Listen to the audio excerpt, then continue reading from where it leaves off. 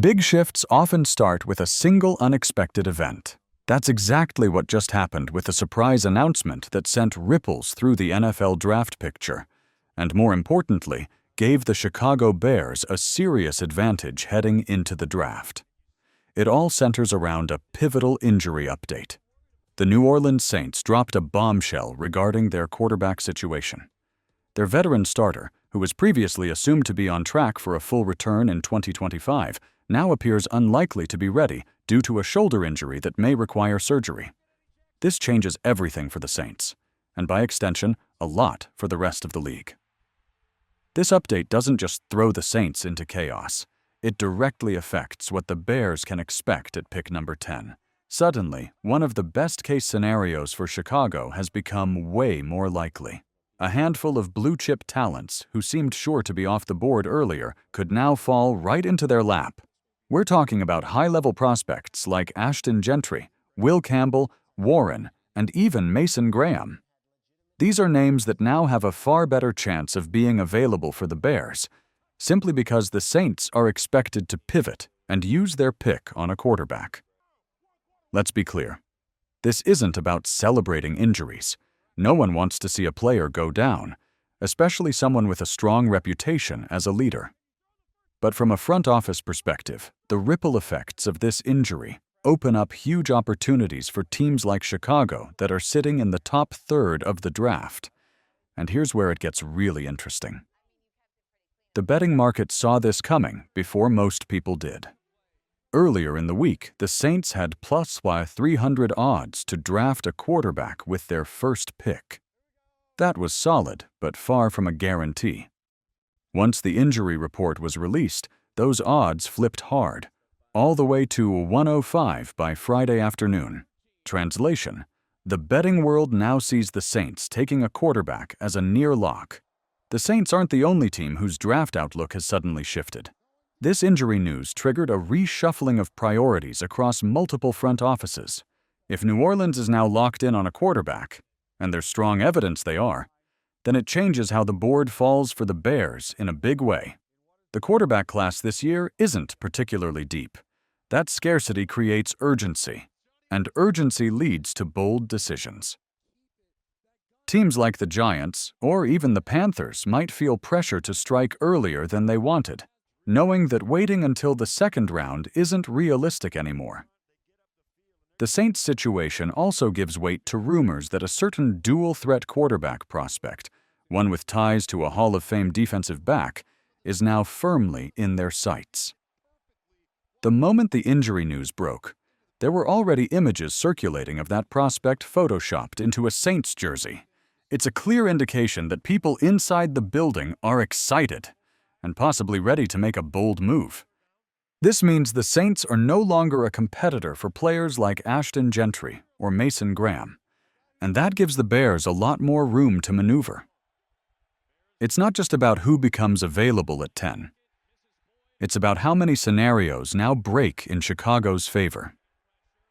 If we start mapping things out from here, the dominoes begin to fall like this.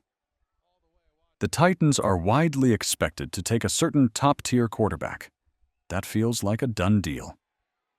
The Giants, dealing with their own quarterback questions, could reach earlier than expected for another prospect. The Raiders, based on coaching staff changes and other roster holes, seem unlikely to target a running back like Gentry this high. The Jets are in the market for offensive line help and might take someone like Campbell to protect their quarterback and get clarity on their future. Carolina, with a young quarterback already in place, might look to add weapons like T. McMillan instead of chasing another signal caller. So where does that leave Chicago? In an enviable spot. There's now a higher probability that one, or more, of their most coveted targets falls to them.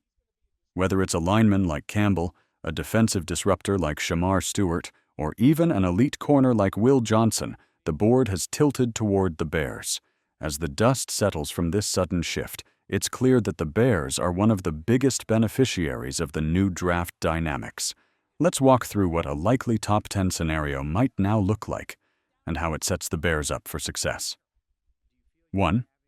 Titans take a quarterback. Virtually locked in. 2. Giants go QB as well. Their growing interest in Shedeur Sanders could mean they act quickly, before the Saints have a shot. 3. Raiders avoid RB.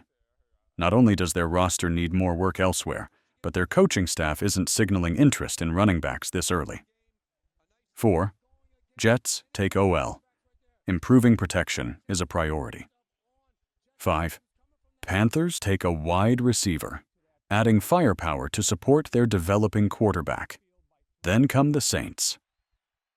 With other quarterback options possibly gone, they may reach for someone like Jackson Dart, a name that's climbing up boards due to need more than value. And then, Chicago is on the clock. With several key names potentially still available, Gentry, Campbell, Stewart, Johnson, the Bears now control the board in a way they didn't before. They won't have to reach. They can pick from a position of strength, perhaps even field trade offers from other teams desperate to move up. This situation also shuts down one of the more frustrating draft night hypotheticals, the Bears trading out of 10 just as a star falls to them. With the Saints likely jumping for a quarterback, the teams behind Chicago lose leverage. Pittsburgh, for example, won't have the same motivation to make a deal if their target is already off the board.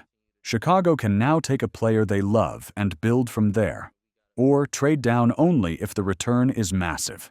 There's one more ripple effect to consider: urgency. Now that it's public that the Saints need a quarterback, teams can no longer be coy.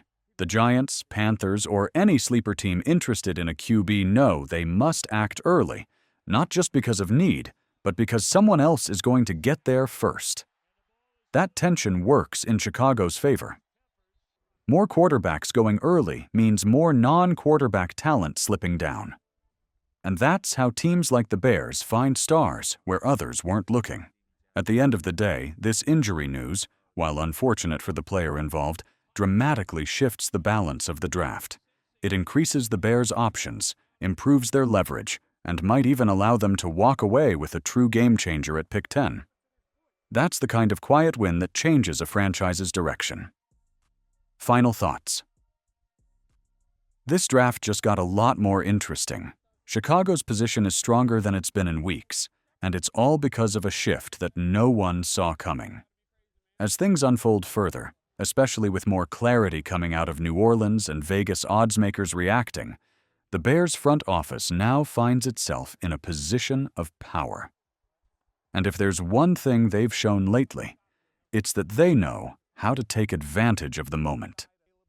More updates to come, especially about why Gentry to the Raiders is now looking like a long shot. But for now, Bears fans should feel cautiously optimistic. The board is tilting your way.